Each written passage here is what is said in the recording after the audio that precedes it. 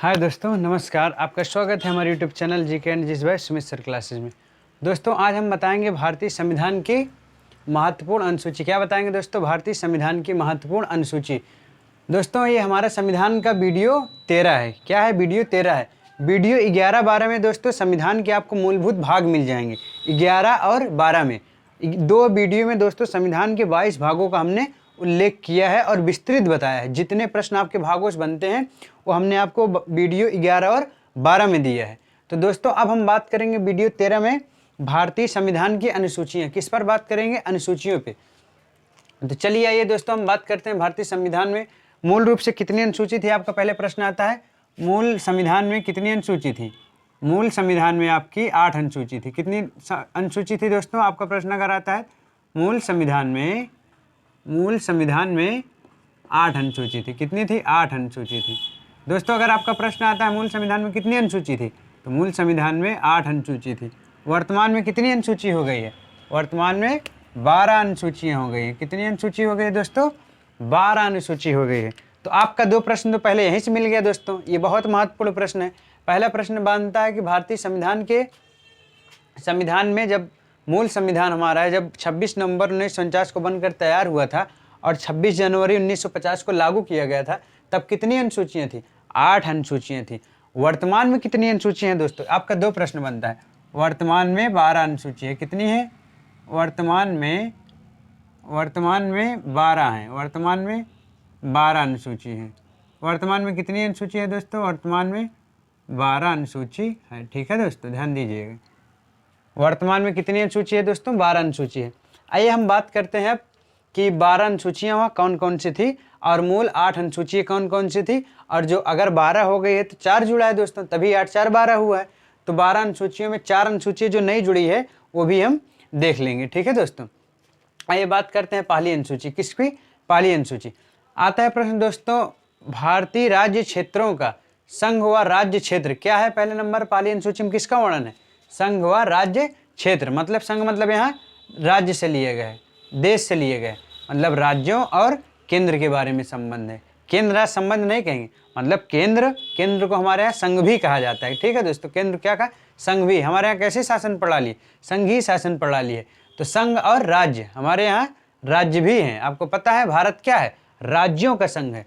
तो राज्य का और संघ का दोनों के क्षेत्रों के बारे में उल्लेख किया गया है। ठीक है ना, कि मतलब भारतीय राज्यों की सीमा इत्यादि के बारे में उल्लेख कहाँ पे किया गया है? प्रथम अनुसूची में दोस्तों। ठीक है, आइए बात करते हैं दूसरी अनुसूची। प्रथम अनुसूची का प्रश्न ऐसे ही बनता है। दूसरी अनुसूची बात करते हैं दोस्तों। दूसरी अनुसूची में क्या कहा गया है? भारत के प्रमुख पदाधिकारियों का वेतन भत्ता। पदाधिकारियों में दोस्तों किसको किसको ले लेंगे? प्रेसिडेंट, सब प्रेसिडेंट, मतलब राष्ट्रपति, उपराष्ट्रपति, प्राइम मिनिस्टर। ठीक है दोस्तों, प्राइम मिनिस्टर, राज्यपाल और सुप्रीम कोर्ट के चीफ जस्टिस ऑफ इंडिया। क्या? CJI, chief justice of India. जितने भी पदाधिकारी हैं, मतलब दोस्तों लोकसभा अध्यक्ष, राज्यसभा अध्यक्ष, राज्यसभा के उपसभापति, लोकसभा के उपसभापति, राष्ट्रपति, प्रधानमंत्री, उपराष्ट्रपति, मुख्य न्यायाधीश, सुप्रीम कोर्ट के, हाई कोर्ट के मुख्य न्यायाधीश, इन सब के वेतन और भत्ते के बारे में बात किया गया। अनुसूची 2। आपका अनुसूची 2 से यही प्रश्न बनता है। आपका आता है कि वेतन और भत्ते से संबंधित अनुसूची कौन सी है? 2। या दूसरी अनुसूची में किस चीज का उल्लेख किया गया? भारत के प्रमुख जो पदाधिकारी हैं उनके वेतन और भत्ते के बारे में। किसका? वेतन और भत्ते दोस्तों, ये ध्यान दीजिएगा, वेतन और भत्ते के बारे में। आपका सीधा सीधा प्रश्न आता है, भारतीय संविधान की कौन सी सूची है जो राष्ट्रपति या प्रधानमंत्री के वेतन भत्ते से, या भारत के जो भी पदाधिकारी हैं, भारत और राज्यों के पदाधिकारी, उनके वेतन और भत्ते। ठीक है, क्योंकि कुछ केंद्रीय अधिकारी दोस्तों राज्यों में भी कार्य करते हैं। ठीक है ना, इसलिए। अब बात करते हैं तीसरी अनुसूची। किसकी? तीसरी अनुसूची। तीसरी अनुसूची भी वेरी इंपॉर्टेंट है दोस्तों, ध्यान दीजिएगा, वेरी इंपॉर्टेंट अनुसूची है। तीसरी अनुसूची में किसका उल्लेख किया गया? शपथ और प्रतिज्ञान। क्या? शपथ और प्रतिज्ञान, मतलब जितने भी पदाधिकारी हैं आपके, राष्ट्रपति, प्रधानमंत्री, उपराष्ट्रपति, राज्यपाल, लोकसभा अध्यक्ष, उपसभापति, ठीक है दोस्तों, मुख्य न्यायाधीश, ये सारे शपथ भी लेते हैं, आपको पता है। तो ये शपथ किस अनुसूची में है? तीसरी अनुसूची में। क्या है? भारत के सभी जो बड़े बड़े पदाधिकारी इत्यादि हैं जो भी शपथ ग्रहण करते हैं, वह सब शपथ किस अनुसूची में है? तो तीसरी अनुसूची में। किस अनुसूची में? तीसरी अनुसूची में है दोस्तों। ठीक है, ध्यान दीजिए। हमारे यहाँ दोस्तों अभी हम आपको आगे बताते हैं अनुसूचियाँ जो है शक्ति है, हमारे यहाँ शक्तियों को बांटा गया है 3 भागों में, समवर्ती सूची, राज्य सूची और केंद्र सूची। या केंद्र सूची, राज्य सूची है, समवर्ती सूची, तीनों अलग अलग इन शक्तियों को बांट दिया गया है कि केंद्र के अधीन कौन कौन सी शक्तियाँ जाएगी या क्या क्या अधिकार दिए जाएंगे, राज्यों को क्या क्या समवर्ती सूची पे। समवर्ती सूची पे दोस्तों दोनों कानून बनाते हैं, राज्य भी बनाएगा, केंद्र भी बना सकता है, मतलब दोनों बना सकते हैं। पर मान्य कौन होता है? केंद्र मान्य होता है, क्योंकि आपको पता है हमारे देश में केंद्र सबसे शक्तिशाली है राज्यों की अपेक्षा। आइए बात करते हैं चौथी अनुसूची, जिसका प्रश्न वेरी इंपॉर्टेंट है, ये सब रिपीटेड, बहुत रिपीट किए जाते हैं। तो दोस्तों चौथी अनुसूची में क्या उल्लेख किया गया है, किस चीज़ का? राज्यसभा के लिए सीटों का आवंटन। क्या उल्लेख किया गया है दोस्तों? राज्यसभा के लिए सीटों का आवंटन। आपको पता है वर्तमान में 245 सीटें हैं, मैक्सिमम 250 सीटें हो सकती हैं। 245 सीटें, कितनी सीटें हैं? 245, जिनमें से 233 आपके राज्यों से है और 12 सीट दोस्तों आपको पता है मनोनीत करता है राष्ट्रपति 80(3) के तहत। क्या? 12 सीट आपका मनोनीत करता है 80(3) के तहत। ठीक है दोस्तों, राष्ट्रपति द्वारा 80(3) के तहत, ये राष्ट्रपति द्वारा बाई प्रेसिडेंट ऑफ इंडिया। ठीक है दोस्तों, 80(3) के तहत 12 मनोनीत करता है राष्ट्रपति अलग अलग क्षेत्रों से। तो राज्यसभा के लिए सीटों का आवंटन किस अनुसूची में है? चौथी अनुसूची में। और आपका प्रश्न बनता है राज्यसभा की सबसे ज़्यादा सीटें किस में हैं? यूपी में। कहाँ पे है दोस्तों? यूपी में। यूपी में कितनी सीटें हैं? 31 सीटें हैं राज्यसभा की आपकी। कितनी सीटें हैं? 31 सीटें हैं दोस्तों। ठीक है ना, कितनी सीटें हैं आपकी राज्यसभा की? 31 सीटें हैं। आइए बात करते हैं दोस्तों, आपको पता है राज्यसभा को पहले काउंसिल ऑफ स्टेट के नाम से जाना जाता था। 23 अगस्त 1954 से इसको राज्यसभा कहा जाने लगा। क्या? 23 अगस्त 1954 से इसको राज्यसभा कहा जाने लगा। ध्यान दीजिएगा, 23 अगस्त 1954 से राज्यसभा कहा जाने लगा। ध्यान दीजिएगा। और राज्यसभा का आइए बात करते हैं 5वीं अनुसूची में। कौन सी अनुसूची दोस्तों? 5वीं अनुसूची। आइए अब देखते हैं कि 5वीं अनुसूची में किस चीज़ का उल्लेख किया गया है, कैसे प्रश्न बनते हैं दोस्तों। 5वीं अनुसूची में अनुसूचित क्षेत्र जो राष्ट्रपति द्वारा क्षेत्र घोषित किया जाता है किसी चीज़ के लिए विशेष, उसको अनुसूचित मतलब आरक्षित कह सकते हैं। अनुसूचित क्षेत्र तथा एसटी के प्रशासन। एसटी मतलब हमने यहाँ एसटी का मतलब है दोस्तों जनजातीय क्षेत्र। क्या? जनजातीय क्षेत्र।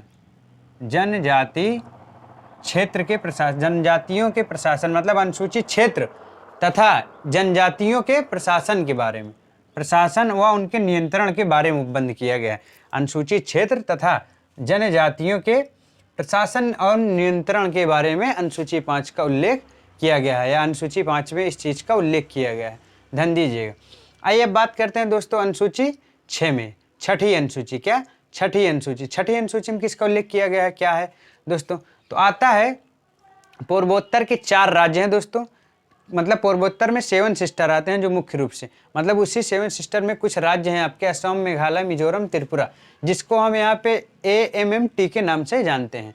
ट्रिक के माध्यम से याद कर सकते हैं कैसे कौन, क्योंकि कुल मिला कितने राज्य हैं?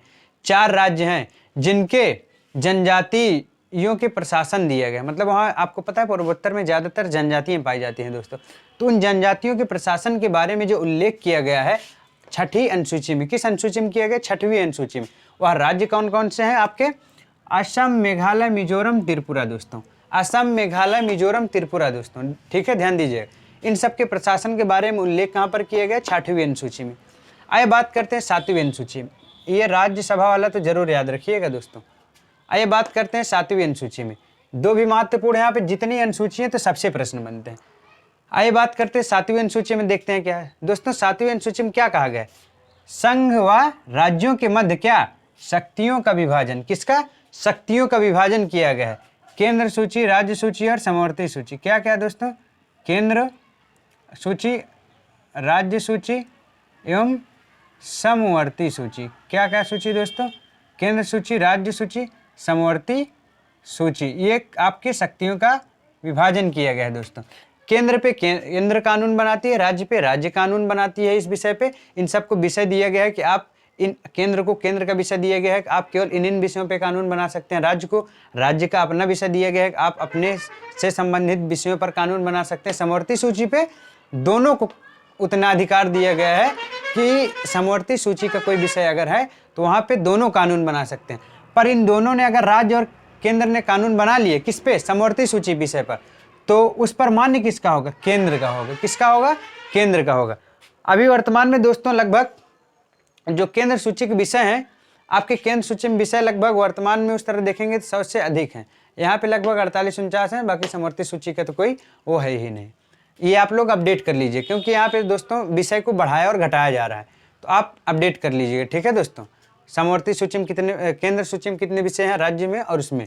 आइए बात करते हैं 8वीं अनुसूची, और इसमें सूचियों में प्रश्न बनता है दोस्तों, समवर्ती सूची कहाँ से ली गई, तो ऑस्ट्रेलिया से।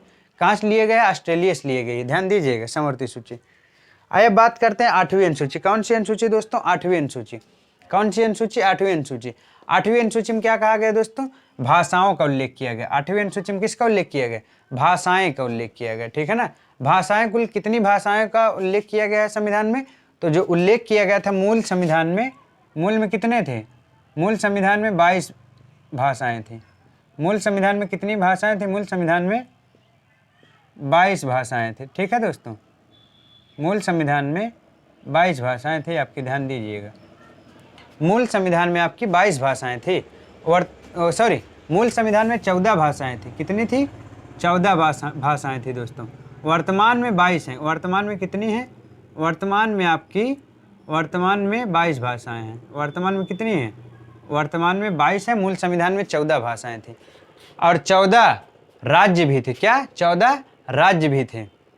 और उस समय जो 14 राज्य 8 केंद्र शासित प्रदेश बनाए गए। तो वर्तमान में कितने हैं, 22 भाषाएं हैं। मूल संविधान में आपका प्रश्न आता है कितनी भाषाएं थी, 14 भाषाएं। 15वीं भाषा आपकी सिंधी है। दोस्तों ये जो पहली अनुसूची है, यहाँ विसंग हुआ राज्य का मतलब पता है आपको कि भारत देश में कितने राज्य हैं और कितने केंद्र शासित प्रदेश हैं। तो आपको पता है वर्तमान में 28 राज्य हैं, वर्तमान में 8 केंद्र शासित प्रदेश हैं दोस्तों, और 28 राज्य हैं। 28 राज्य हैं, 8 केंद्र शासित प्रदेश हैं। तो आपकी 8वीं अनुसूची में भाषाओं का उल्लेख किया गया दोस्तों। कितनी संविधान में मूल भाषाएं थी, 14। वर्तमान में 22 भाषाएं। 15वीं भाषा आपकी सिंधी थी, जो 21वें संविधान संशोधन द्वारा जोड़ी गई थी, ठीक है। आइए बात करते हैं अब, ये तो 8 अनुसूची हो गई मूल संविधान की। आइए बात करते हैं जो अलग से जोड़ी गई है संविधान संशोधन करके। आपको पता है दोस्तों हमारे यहाँ भारतीय संविधान में संविधान संशोधन किया जाता है। तो जो पहला संशोधन किया गया था, कब किया गया था, पहला संविधान संशोधन जो किया गया था, पहला संशोधन कब किया गया था दोस्तों, पहला संशोधन 1951 में किया गया था। कब किया गया था, 1951 में। 1951 में जो संशोधन किया गया था, 9वीं अनुसूची यही जोड़ी गई थी। 9वीं अनुसूची यही जोड़ी गई थी। 9वीं अनुसूची क्या जोड़ी गई थी, यही 9वीं अनुसूची जोड़ी गई थी पहले संविधान संशोधन द्वारा। और विषय क्या था, जो पहली 9वीं अनुसूची का, 9वीं अनुसूची का विषय क्या था, भूमि से संबंधित कुछ सुधार अधिनियम थे। भूमि से संबंधित क्या थे, कुछ सुधार अधिनियम थे दोस्तों, ये बात को ध्यान दीजिएगा, ठीक है। तो भूमि सुधार, प्रश्न आता है कि भूमि सुधार अधिनियम किससे संबंधित है, तो अनुसूची 9 से, या 9वीं अनुसूची में किसका उल्लेख है, भूमि सुधार अधिनियम से। या भारत में प्रथम संविधान संशोधन कब किया गया, 1951 में। या प्रथम संविधान संशोधन किसके लिए किया गया, 9वीं अनुसूची के लिए किया गया। या प्रथम संशोधन द्वारा क्या किया गया था, भारतीय संविधान में 9वीं अनुसूची जोड़ी गई थी, और वह अनुसूची किससे संबंधित थी, भूमि से सुधार अधिनियम से संबंधित। उस समय आपको पता है दोस्तों, भूमि का वास्तविक मालिक भूमिधर नहीं होता था, जमींदार हुआ करते थे। तो ये सब संशोधन करके उसमें बदलाव किए गए और अधिकार दिए गए, जिसकी जमीन उसका स्वामी वही होगा। आइए बात करते हैं 10वीं अनुसूची। क्या, 10वीं अनुसूची, ये भी बहुत महत्वपूर्ण है दोस्तों। 10वीं अनुसूची 52वां संविधान संशोधन द्वारा जोड़ी गई थी। कब, 52वां संविधान संशोधन द्वारा। किससे संबंधित है, दल बदल से संबंधित प्रावधानों को उल्लेख है। किससे संबंधित है, दल बदल से संबंधित प्रावधानों का उल्लेख किया गया 10वीं अनुसूची में।